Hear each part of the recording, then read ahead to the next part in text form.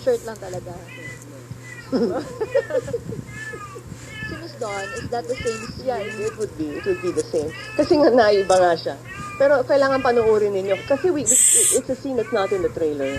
Oh, hindi, So, hindi kailangan pinakita sa mapanood nila. We don't want naman na give too Yeah. many details, diba? Pero it is a scene nga that we both find interesting because we have never done it before. Nahirapan ka din bang i-abuse si Oo, Sir nahirapan Richard? ako. Nahirapan ako. Challenging. Challenge yun. May Challenge din sa kanya. resistance ba from Wala akong resistance.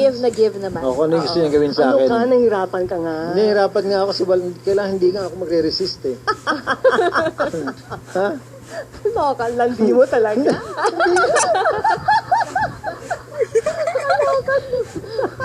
Nakakaloka.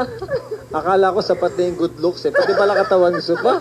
Maabuso ka na. Gusto pang kunin. Oo. Inabuso nga Ganito, naman. ibig kong sabihin, nagko-comedy lang talaga kami palagi. Ganyan kami pa yung kukulitan.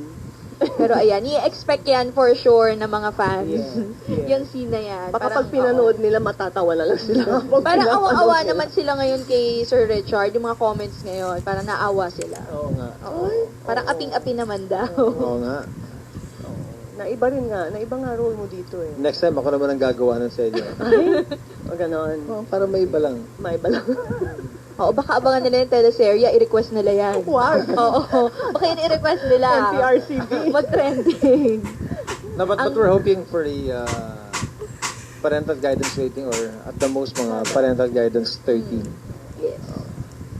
Kasi syempre medyo yung theme ng movie It's mature. adult Yes. Mature eh. material. Baka nandun kami.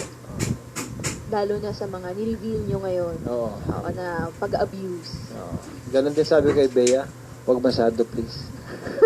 Sumasobra na. Oo. Masakit sa likod kasi nakaganon kami sa bato eh. Relax lang, relax. Relax.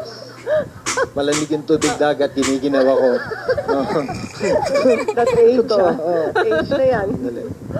Age naman daw. News doon. Oh, nahalata. Dati-rati, hindi tayo nagre-reklamo sa ng tubig dagat. Hindi, masakit yung bato, matalas. masakit ang may bato. barnacles eh. Oo, talaga. Oo. Ikaw ba naman iliyad na gano'n sa barnacles? Gusto mo ba? Nako, another scene na Oo. abangan yung bato-bato. Kaya nga nung niyayakap ako ni Ben, Ben, dali, mabigat ka, dali. Tumutusok sa likod, nagdudugo. Ay, ko nagdudugo. Ano sabi ni Bea? Ay, sorry. Bigay na bigay. Oh, sabi, Dadalas- ganyan ako ka-sensitive. Madali lang, relax. Ay, aabot din tayo dyan.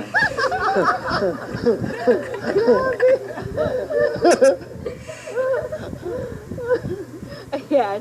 If there's one lesson na personally natutunan nyo while making this film, what is that lesson?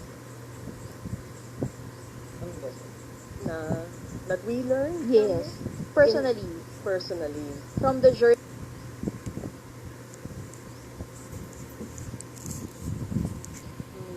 Yeah. That it's really so important talaga to always I think what the movie is trying to tell us that you really have to give importance to time yes. for family, no? Tapos kayo ko ng oras sa kanya. No, yun yung reason kung bakit nagkaroon siya ng kasalanan sa akin. And I think even and also to add to that yung appreciation of each other. Di ba, when you're together na for a long time, there's always a tendency na parang i-take na for granted. Yes. Pero it's so important talaga that you make each other feel that, you know, how appreciative pa rin you are of Yes. each other. That's really what keeps the marriage lasting. Di ba? And yun, makikita nila yun pag pinanood nila itong movie na ito. Yun yung mga dynamics na sinasabi namin as a married couple na makikita nila. And for those who are already married, they will be able to relate to that. Pero kung magkaroon ka ng girlfriend na katulad ng Bea Alonzo, O naman. Nung Bea. O, hindi ka ba medyo hindi ba? parang minsan, sige nga, malihis lang ng konti. Ayan, appreciation and Yeah. time. Ayan, from Miss Dawn and Sir Richard. Maraming ng questions na na-flood na tayo actually from mga fans. So, ang dami talaga naka-online ngayon and we will try to read some of them. But, yan, babasahin natin yan sa pagbabalik lang po ng Kapamilya Chat.